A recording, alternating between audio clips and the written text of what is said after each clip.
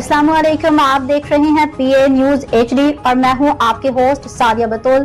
शामिल करते हैं आज की अहम खबरें। ट्रंप ने आबनाए हॉर्मज की नाकाबंदी खत्म करने का ऐलान कर दिया। तेहरान को इस बात पर इत्तफाक करना होगा कि उसके पास कभी जौहरी हथियार नहीं होंगे।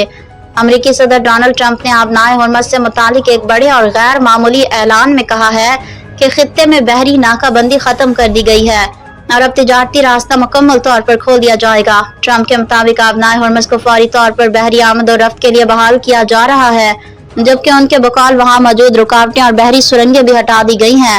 उन्होंने कहा कि आबनाए हॉर्मज से गुजरने वाली बहरी जहाज अब अपने मामूल की नकल और हरकत दोबारा शुरू कर सकते हैं और किसी किस्म की रुकावट या ट्रोल बर्दाश्त नहीं किया जाएगा।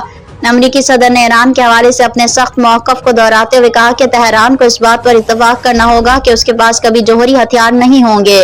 ट्रंप ने मजीद कहा कि वो सूरत हाल का हतमी जायजा लेने के लिए सिचुएशन रूम में जा रहे हैं, जहां आला हुकाम के साथ ईरान से मुतालिक आइंदा हिकमत अमली पर मुशावरत की जाएगी।